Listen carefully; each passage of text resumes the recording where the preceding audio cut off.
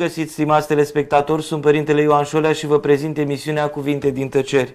Am bucuria să vă prezint următorul nostru invitat, domnul Nicolae Mușat, scriitor cu pseudonimul de scriitor Ioan Nicolae Mușat. Vă mulțumesc că ați ales să purtați acest dialog cu noi. Eu vă mulțumesc, Sfinția voastră, pentru invitație, mă onorează și cu atât mai mult mi este bine când Sfinția voastră, deci sunteți preot și vă cunosc de câțiva ani buni, toată de când erați președinte de asociație, și vă cunosc această sete de cultură și de adevăr. Iată,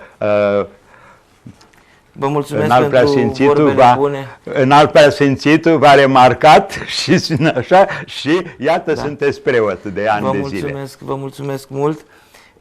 Domnul Mușat Nicolae, voiam să vă întreb de unde pseudonimul de Ioan, de ce ați simțit nevoia să adăugați Ioan la numele dumneavoastră? Bunicul meu este Ioan, tatăl meu este Ioan, eu m-am născut pe 24 iunie într-o duminică dimineața și deci într-o zi foarte mare și pentru creștinătate, nașterea Sfântului Ioan Botezătorul, dar sânzienele, deși pentru trecutul nostru. De aceea eu am o foarte mare atracție către acest trecut minunat al nostru, de aceea tot timpul, în toate interviurile și în toate activitățile culturale, sunt îmbrăcat în portul nostru popular, care are semnificații deosebite. Cu îngăduința dumneavoastră o să începem interviul nostru cu o întoarcere în trecut, la anii copilăriei.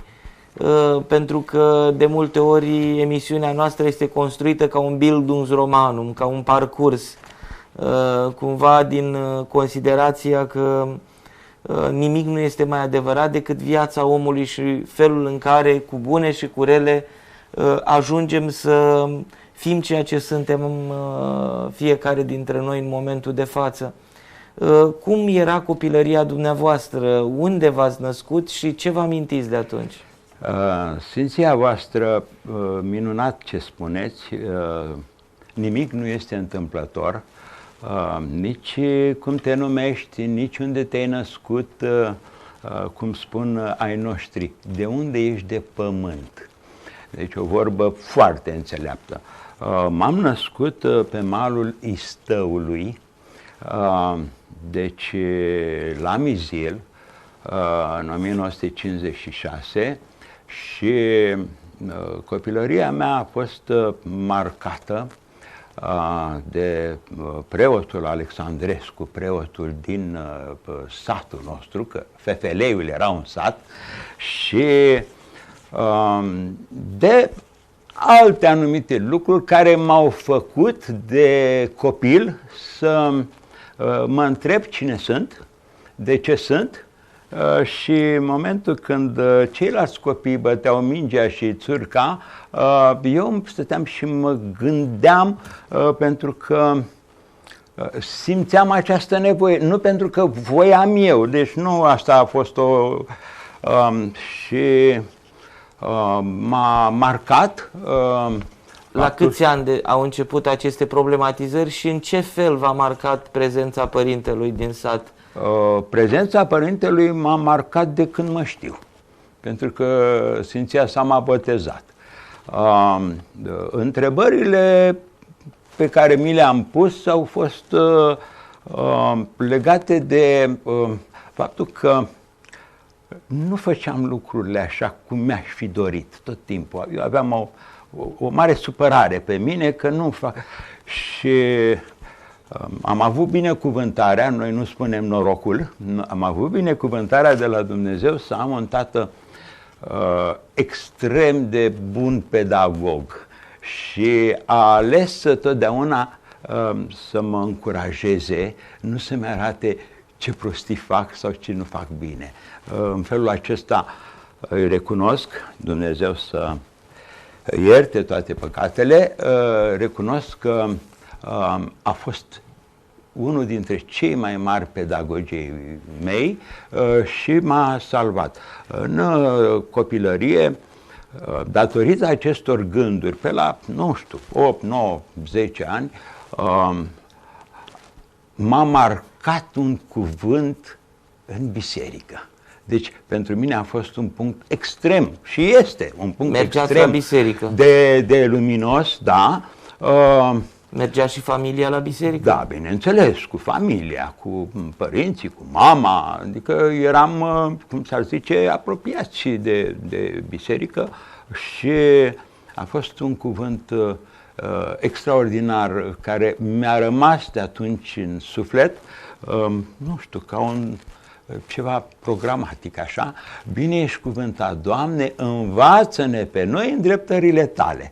Și aceasta, nu știu, 11-12 ani, o influență grozavă în copilărie a avut și faptul că bunicii erau din Pătrlagele, din satul Crâng, și am cunoscut și frumusețea satului de munte, și toată strada aceea parcă mi erau neamuri.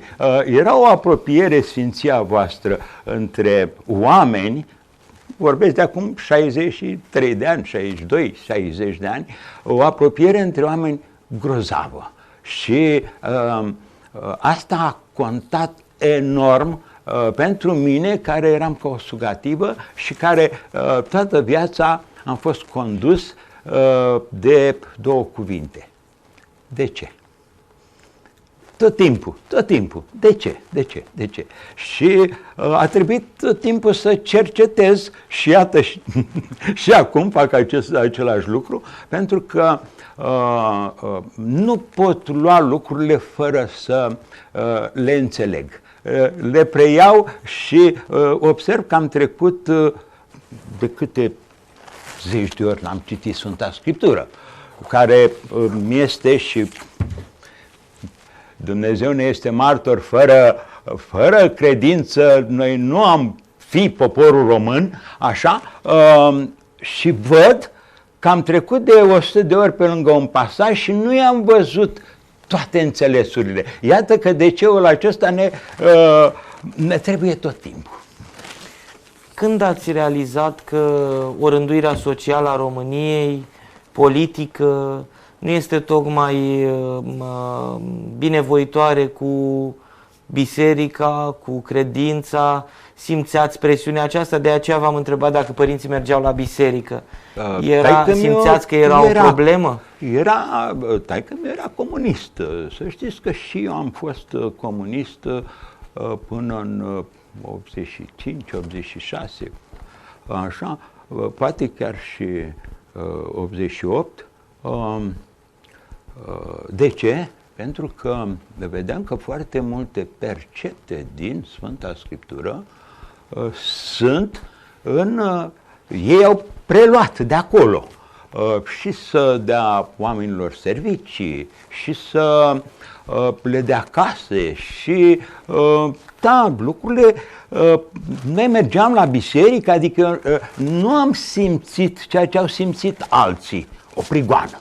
Nu, mai ales că, vedeți, poate și faptul că ne era vecin și foarte bun prieten părintele Alexandrescu și, să spun, deci noi trăiam, deși era comunist, noi trăiam ca și când n-ar fi fost acesta, adică nu era o presiune pe care să o simțim, nici noi ca familie, nici eu ca și copil. De aceea am avut încredere că, zic, lasă-mă, a pus sigla greșit, da? Cu timpul o să fie un comunism din acesta creștin. Așa gândeam eu atunci, în tinerețea mea și Am fost foarte deziluzionat când am văzut că, de fapt, este total greșit. Vedeți, eu am avut bucuria de la Dumnezeu să-mi văd greșelile, să mi le asum și să încerc să le îndrept cât am putut. Nu mi-este rușine de ce am gândit cândva, mi-ar fi rușine dacă, descoperind că am gândit rău, nu m-aș îndrepta. Dar așa simțeam atunci, comunismul mai are un pic și trece către ortodoxie, dar nu era așa. Când am descoperit lucrul acesta, să știți că a picat cerul pe mine. De ce? Pentru că absolut toate s-a dărâmat tot eșafodajul. Comuniștii m-au ajutat să fac școala generală, unde am avut niște profesori cu totul minunați, doamna Elena Rădulescu, care ne-a fost și învățătoare, și dirigintă, și profesoară până într-a 8-a, căreia îi port un respect deosebit. Iată, domnul profesor de matematică, care acum este chiar membru fondator la asociație din Mizil, domnul Gheorghe Negoiță. Deci, la noi a fost o apropiere din aceasta sufletească grozavă care ne-a ajutat să trecem peste anumite lucruri.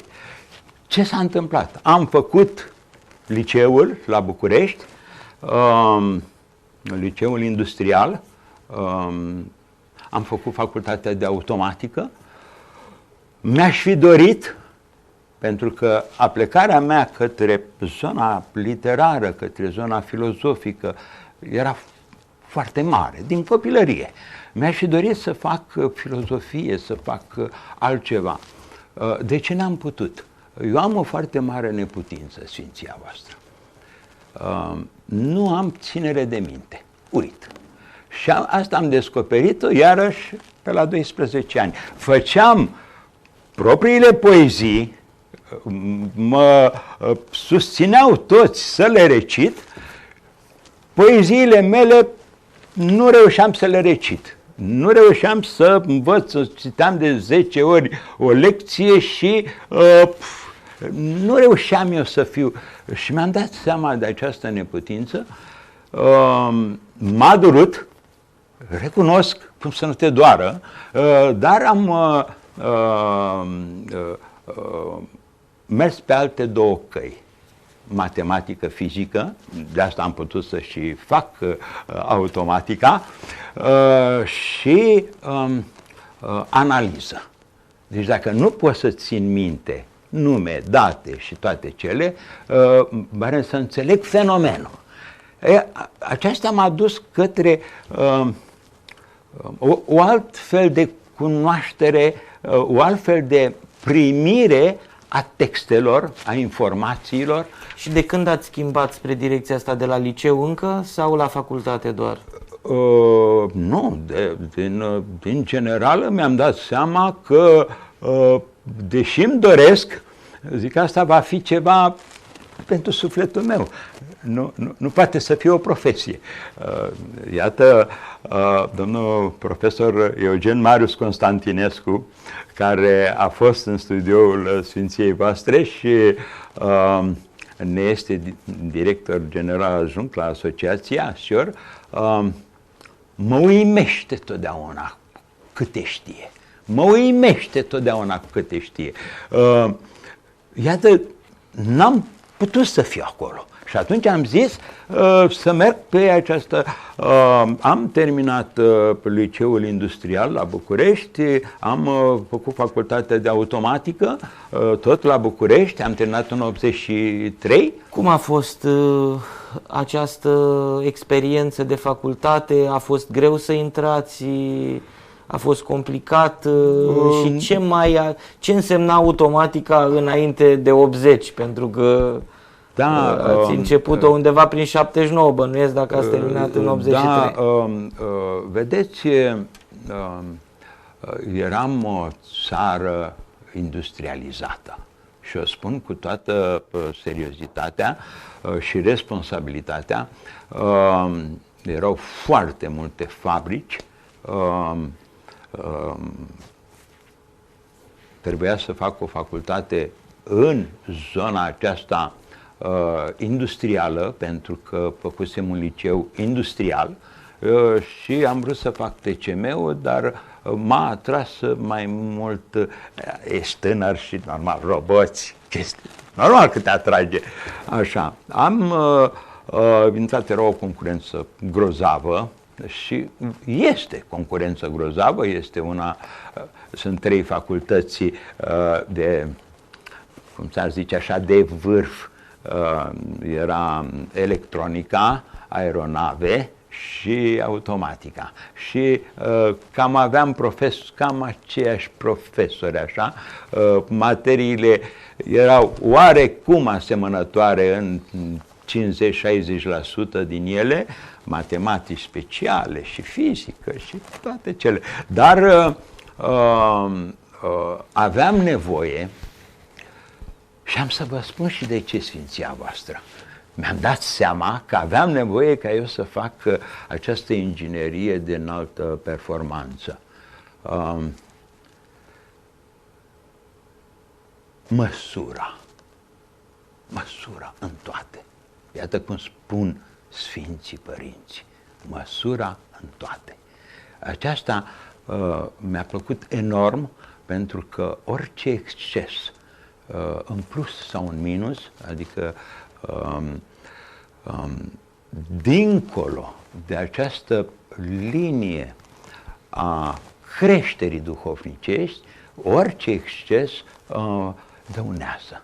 Și atunci măsura se leagă de inginerie.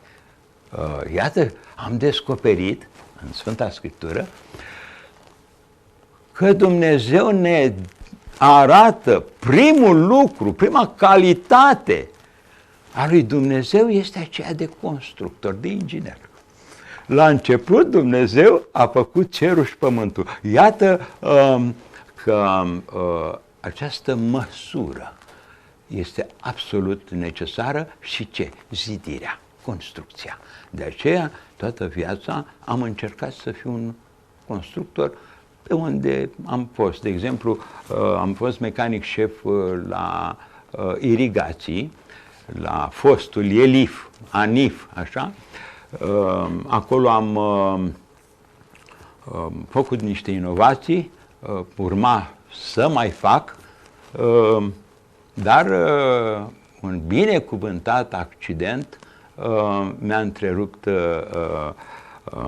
și nu în zadar, mi-a întrerupt această linie, fiind la serviciu. Da. Aș reveni un pic înainte de accident la iluzia aceasta pe care ați trăit-o și dumneavoastră, poate alături de alții. Că au fost multe feluri de comuniști, să zic așa, în România. Unii au crezut cu tărie în ideea egalității și a binelui comun și că toate vor fi bine și că în sfârșit toată lumea va avea de toate. Și aceia au fost comuniștii SADEA, care unii dintre ei, să știți că au murit și în închisoare crezând în visul comunist, băgați tot de comuniști în închisoare. De altfel, istoria comunismului în România este foarte interesantă. Unii au venit pe tancurile sovietice încoace și și-au schimbat numele în nume românești. Și apoi a doua generație i-a schimbat, i-a dat la o parte. Venirea lui Ceaușescu de asemenea a fost una surprinzătoare, pentru că nu era dintre greii, nu era dintre bătrânii partidului. Da, da. Și m-am gândit de foarte multe ori, zona aceasta de confuzie între ideologia comunistă și creștinism până acum nu mi-a fost, nu am întâlnit, nu m-am intersectat, deși de foarte multe ori se spunea această știu și o blasfemie sau lucru incorect că Iisus Hristos a fost primul comunist. Da. El care era perpetuat această idee. Dumneavoastră v-ați găsit motivații să credeți lucrul acesta sau v-a fost spus la școală sau în alte contexte asemănarea aceasta dintre comunism și creștinism? Nu, am trăit-o. Am trăit-o. Comuniștii au luat foarte multe din creștinism, de aceea și-au permis să le ia și pe Hristos. Pentru că diavolul își permite, dacă și-a permis să-L ispitească pe Hristos, dar de ce să nu spună că Hristos este primul comunist? Ați avut un moment în care v-ați dat seama că tot ceea ce încercați dumneavoastră să împăcați este de fapt o forțare și că de fapt realitatea nu e asta? Referitor la comunism? Asta în 84, 85, 88. De ce? Până atunci nu, să vă spun de ce. Deci eu aveam argumentele mele ca să cred lucrul ăsta. Unchiul meu, fratele mamei, a fost un comunist convins și deci nu era dintre cei făcuți, erau dintre cei care chiar credeau. Exact cum spuneați Sfinția voastră despre aceia care chiar au fost băgați în închisori de către comuniști. Așa. Și eu, din experiența mea din școala generală, când am văzut cum profesorii, vedeți, acolo era un cartier așa de țigani și nu veneau la școală copiii lor. Eram clasa a doua, a treia și învățătorii și directorul ne ruga să ne ducem noi copiii, se duceau și ei, dar era altceva când ne duceam și noi copiii la familiile acestea ca să îi rugăm să meargă copiilor, să-i lase pe copiilor la școală. Mi s-a părut de o omenie fantastică. Adică sunt anumite piloane care mi-au rămas. În momentul când am văzut, în timpul comunismului, schimbarea totală a orașului meu, deci nu era vorba de propagandă, era vorba de ceea ce vedeam eu. În momentul în care am văzut posibilitățile familiei, ne-am făcut casă nouă, eu am putut să merg dintr-un sat, da, Fefeleiu era un sat, pe urmă a fost inclus în Mizil, să mă duc unde? Să fac liceul în București. Vai de mine, deci toate acestea, Sfinția voastră, dacă le analizăm pe toate acestea în contextul situației actuale, când nu se mai pot face astea, ne dăm seama și de partea bună care au avut această direcție. Nu mă leg, iertare că vreau să spun, nu mă leg de abuzurile care le-a făcut comunismul asupra unor credincioși. Asta voiam să vă întreb, dar revenim cu întrebarea după o foarte scurtă pauză publicitară.